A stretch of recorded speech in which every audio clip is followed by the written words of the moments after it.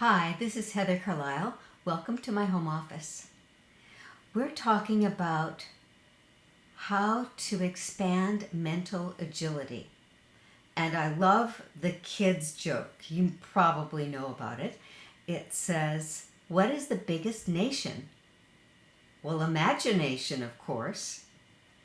And so if I go back to the ground of everything that I do and teach and learn, it's in my mind. It's my human brain, my human mind that's in my brain. And we understand brain development. And then once our brain is developed, it has all kinds of abilities that are accessible to us. And it's up to us what we want to learn and how we want to use our brain. Our minds, I think, are connected with the infinite, which means we can think anything we decide we want to think. Our imagination is endless, limitless. And so we can choose, do we want to use it for something consciously wonderful and good? Do we want to choose to use it for the things we care about? Or do we find ourselves with those spinning patterns that most of us gather, not consciously, but it just comes, or our life is like that, where we learn certain things and to think about things in certain ways, and then that feels as if that's how I think, that's how people think. Well, I know that that doesn't have to be limited. It's endless, and you can change it anytime you want. So many of us get caught in old negative thoughts, and I do have a book or a chapter that I'm working on. And it's hard for me to articulate it because it's so pervasive, it's so big, and it's so important, and it's so negative.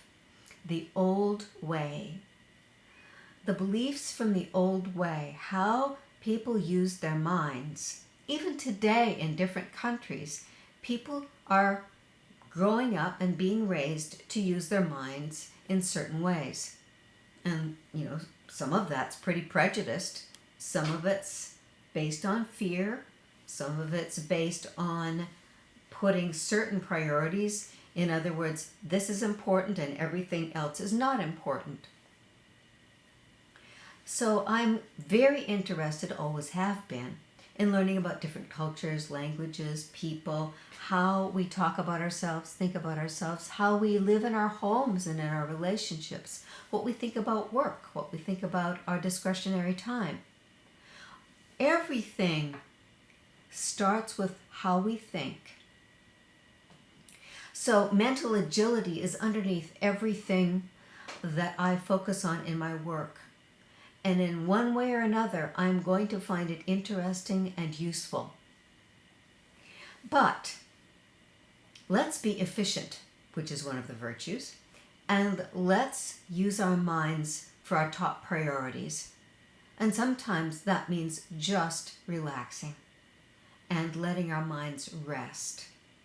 And it always helps if there's something in the environment that lets us rest, but it doesn't require anything other than just to sit and relax, maybe close your eyes, maybe breathe.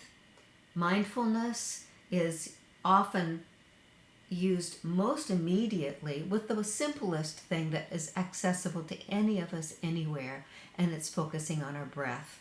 Because if we come back to our body, our physical self, we have to be in the present moment. So I'm wanting to help you build mental agility, accessing different ways of using your thought process. And so my first agenda is let's give us some good mind food. In other words, have a healthy diet in our mind. And we've got those old habits, old patterns, and things that come to us from everywhere, whether it's our favorite TV show or a professor teaching a class, or the neighbor who complains about the lawn. Whatever it is, it's coming to us all the time. We can select how we handle it. Almost like if a document comes to me from somewhere, from somebody, and I look at it and I think, okay, where does this belong? Do I trash it? Is it precious? And if so, I have a file folder where I keep precious things of that topic so that I can find it. Same thing with our minds. We have what some people call hangers in the brain, where there are different things in our thought process which are already there, which we're familiar with, which we like, which we don't like. But you'll see this in people who don't think much about how they interact in conversation, because they'll be playing one of those games people play. And they're communication games largely, that's how they start. But one of them is one-upmanship, where if you say, you know, I had this wonderful dachshund, I just love wiener dogs. And the person you're talking to responds with, oh, my aunt has a wiener dog, but he's bigger than any other wiener dog, and then she's also had a line of 4 of them. Well, it was a one-up. It wasn't acknowledging what you said. It was giving their story and expanding their story so that it's a bit one-up to you. You'll find this very commonly, unfortunately. So we don't want to do one-upmanship. But that is an example of a hanger in the brain. So you put something out there that had wiener dog on it, and the other person had a hanger in his or her brain called wiener dog, and immediately they pull their story to match your story. Unfortunately, it's usually back and forth, but neither person really gets heard or understood, and there's no conversation. So the more hangers we have in our brain, the more agile we are mentally. And that's one of the reasons we want education and schooling and knowledge. We want also skill sets in terms of running our own mind. And that comes under the headline of executive function, which means I'm the person who is the executive running my own mind. And that's learned.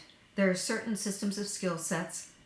I have a wonderful handout that I share with people on executive function. And oftentimes we learn this because our parents or our teachers walk us through certain things. But only recently have we focused on, okay, now it's time to learn strategic thought, or now it's time to learn pattern identification. Those things kind of inadvertently come in various ways with the things that people teach us to do or the things that people do with us. But now we know the categories of executive function, and we can learn those skills. Even if we're ADHD or have attention deficit disorder, that's a lack of executive function, but it's a skill. It's learned. And we can use it and learn it in a way to use our own mind whenever we decide we want to focus on it and study it. So what I'm bringing in this way, where I wanted to make it freely available to anyone, was the highest level of mental agility I know. It transformed me when I used it in my 20s, and it's called mental yoga, which means it's a practice, but instead of doing like the hatha yoga most people know about, which is body postures and body techniques that require quite a bit of teaching and learning, this is using the mind and consciously using the mind in certain techniques. Well, it's focused down on 12 virtues, which are very understandable. The hangers in the brain usually come from words. I think about it as the power of naming. So if you experience something that's labeled or has a name, you say, oh, that's what that is. It's identified and it's identifiable by me now, which means I now have a hanger in my brain named that. When it's a direct and meaningful one, it's something that's there that we can expand on endlessly. And that's how the virtues affect us. So let me show you. This is the cover of my 12 Great Virtues Guide. And I painted a little scroll because they're ancient. They're ancient traditions, and they're the purity of human goodness. And most everything you can imagine that is a human ability based on goodness and living a good life, it will be found in these 12 virtues. So charity, courage, devotion, discernment, efficiency, forbearance, humility, kindliness, patience, precision, sincerity, and tolerance. How many times have you heard somebody say, I'm not very patient? As if that's just who they are. These are virtues, they are abilities, they are skills, mental, verbal, and behavioral skills, which means when we practice them, we get good at them. Patience is just a virtue. It is just a skill set. But if we don't have someone telling us the stories and showing us what it looks like, it sometimes kind of impenetrable or boring. So that's my goal here, to introduce the virtues to you in a way that you can choose how you want to use them. But I'll share with you the method that is my favorite, which I've taught. I started teaching many years ago, and I used religiously, so to speak, myself. So last week I started this with the virtue of courage, because in our times, many times, courage is good to know. Good to know that we have courage. Whether or not we pull on it or we develop it highly, that's a function of our lives or a function of our decision to become mentally agile around being courageous. So there's also a YouTube audio track with me reading the virtue of courage, the scroll, and a slideshow. And of course, the icon which I chose for the virtue of courage is the tiger. It's easy to think of courage when you think of a tiger. And that's like an archetypal icon for representation of the virtue. So today it's forbearance. I thought we could use some forbearance, the strength, the ultimate strength of forbearance. And it is said by certain philosophy thinkers that forbearance is the only virtue because it in essence contains all virtue. Well, I don't agree with that, because I have studied virtue a lot, including, I've probably got 5 books up there on my bookshelf, including Benjamin Franklin's book of virtue. So forbearance doesn't contain all, but it is hugely strong, hugely powerful, even more than courage. So I wanted to just bring you some good quotes or some elaboration on the definition, the way people think about courage. It is patient self-control. It's not really patient, it's forbearant self-control, in the sense that I'm very particular to separate patience from forbearance. Forbearance on the outside can look like patience, but that's not what's going on inside us and inside our mind. It is restraint and tolerance. Well, yes, but tolerance is one of the other virtues, as you can see. So there's a distinction again between forbearance and tolerance. And we want to be clear about that, to be agile mentally and emotionally, and verbally about that, because you want to know how to master yourself. It is, this is one definition I really like, holding back in the face of provocation. It's a kind of acceptance. When we get to being tolerant, there is a piece of it that's accepting, which means not resisting, and the word self-restraint, which means I am holding myself. I am not resisting that which I am experiencing, but I am restraining myself. I am forbearing. I am being strong. This is not effortless. Patience pretty much is effortless when you get there. But forbearance is the strength to weather things, whatever it comes. And so the icon, the metaphor I used for the YouTube video, which has me reading the forbearance scroll, the icon I used is trees.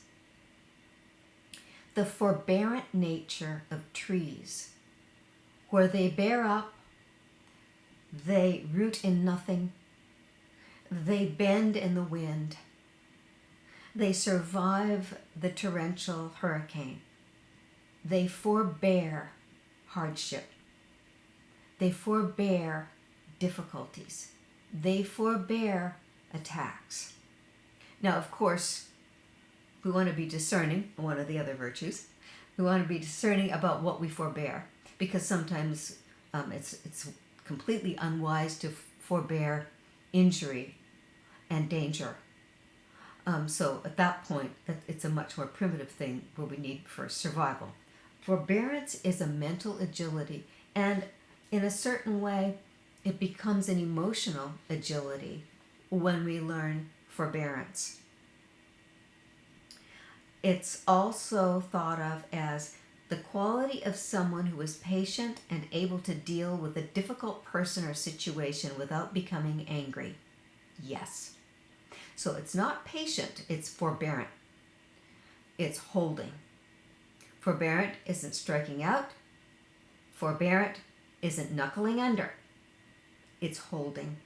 It's accepting what is, but not pushing back, only holding. So it's able to deal with a difficult person or situation without becoming angry. We hold. We don't flip into revenge. We don't flip into doing a back and forth, because of course that would be a waste of our time. We want to accept the situation as it is and hold it.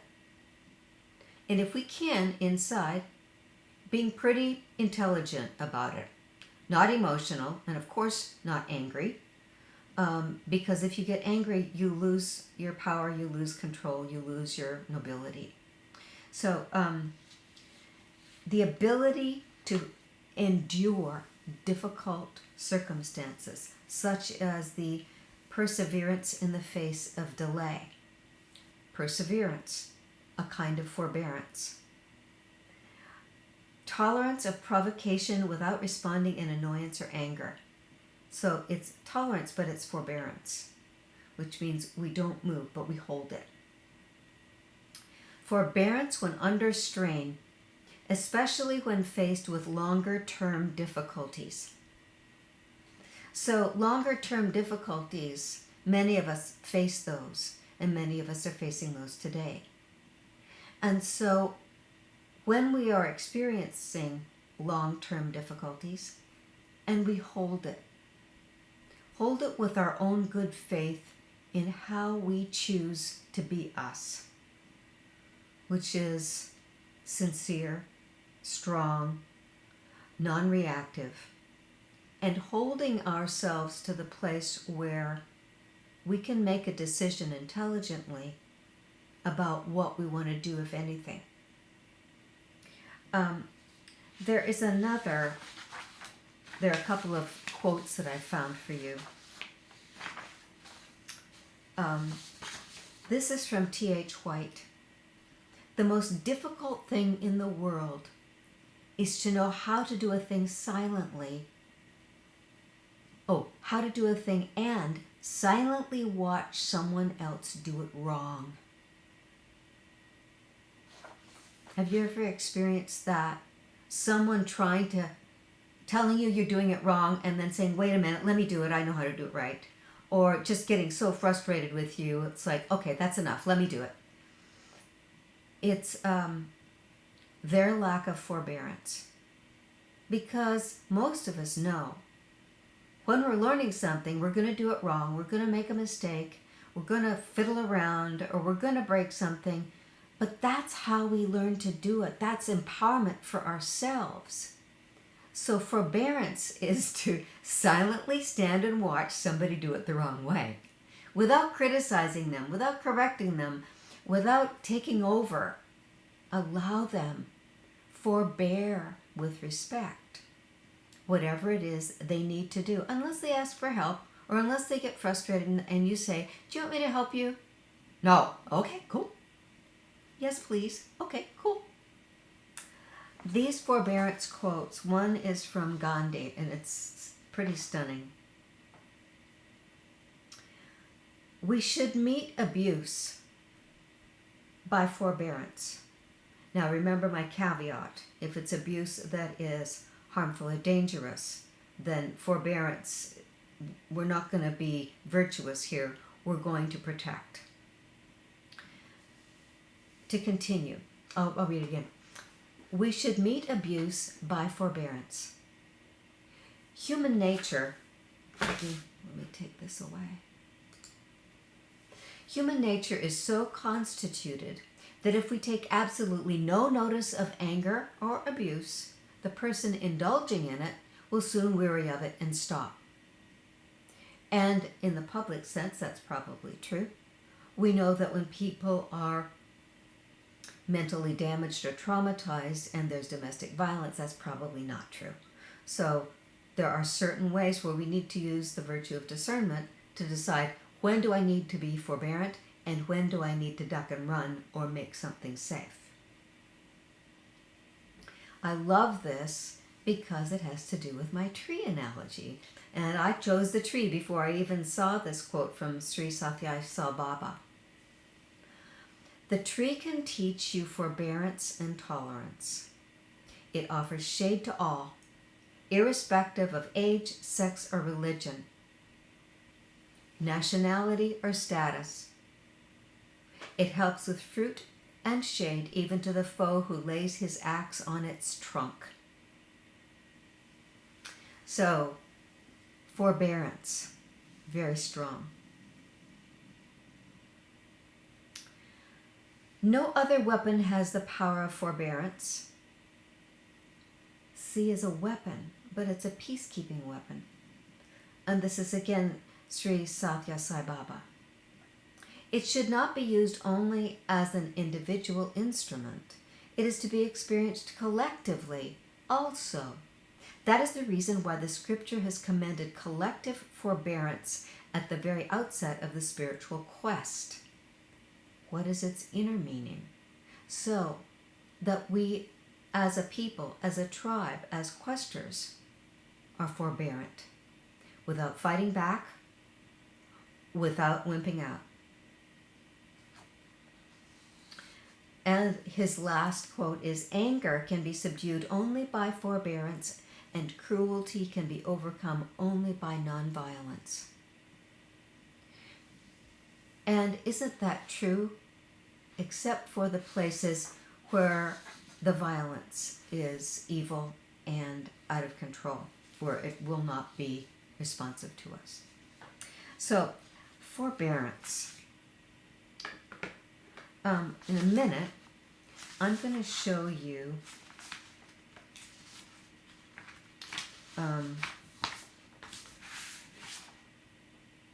how we do retrospection. But there's one other quote that I really want. There it is. Okay. When you are full of forbearance, it will be difficult for you to lose your temper or to condemn or criticize others. You also will not appraise people too highly. So that means that forbearance keeps us intelligent. It keeps us accepting. Forbearance accepts what is without pushing back or fighting back or criticizing or getting revenge. It's restraint. It's forbearing that which is with acceptance. And it is not collapsing or playing a victim. It's holding it. It's great, great strength, great wisdom. Okay, so I wanted to show you, this is the Forbearance scroll. And you'll find me reading the Forbearance scroll on my YouTube channel. And you'll find it to print out in the handouts so that you can use this Forbearance scroll to read it yourself or to listen to me reading it on my YouTube channel. So how we use it, and I spoke about this a bit last time. This is the spiritual practice. This is the mental yoga. It's called retrospection. So this is kind of like, remember I said that I'd be your trainer in mental gymnastics? This is the challenge. Ordinarily, we think, especially in the Western world, from left to right. We read everything from left to right, and then we think about beginning to end. We think through things logically. Well, this happens, and then this happens, and then this happens, and then this happens, and then this. So a logical, reasonable train of thought. Retrospection is thinking backwards. So this is from the golden verses of the Pythagoreans. As far as I know, the first occurrence of the discipline of retrospection was with the Pythagoreans. And so, recall your daily thoughts, words, and deeds, thinking backwards. So, this week, if you read your virtue scroll on tolerance, you recall how tolerant or intolerant you were. Your daily thoughts, words, and deeds. So when first thou dost from soothing sleep arise, first thing in the morning, hasten about thy day's intended work, nor suffer sleep to fall on the soft lids, till thrice thou hast each act of the day recalled. How have I sinned? What done? What duty missed? Go through them first to last, and if they seem evil, reproach thyself. If good, rejoice. Toil at and practice this. This must thou love. This to the path of heavenly virtue leads. So it's reminding us self-assessment, self-observation, and self-decision-making in terms of, okay, I goofed on that one. What do I want to do next time instead? Notice I just said goofed.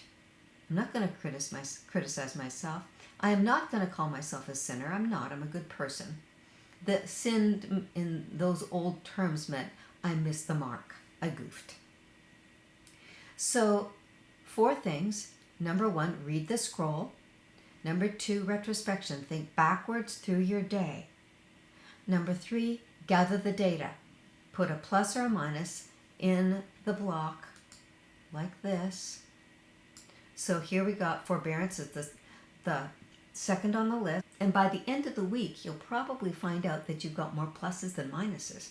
It's just the way we work. That's just the way human beings work. And if you really want to do take it apart and do deep work, here's a virtue record from your handouts where you can do some journaling that's kind of deeper because it's asking you the news for today and how did I or didn't live with the virtue of forbearance. So that's the deep study of the 12 great virtues, and this week for forbearance. So I hope you'll enjoy my forbearance video on YouTube. And I hope you'll join me again next Monday, because you know what we're going to do next Monday? We're going to do patience. Thank you so much, everyone. As usual, know yourself, treasure life, and love others.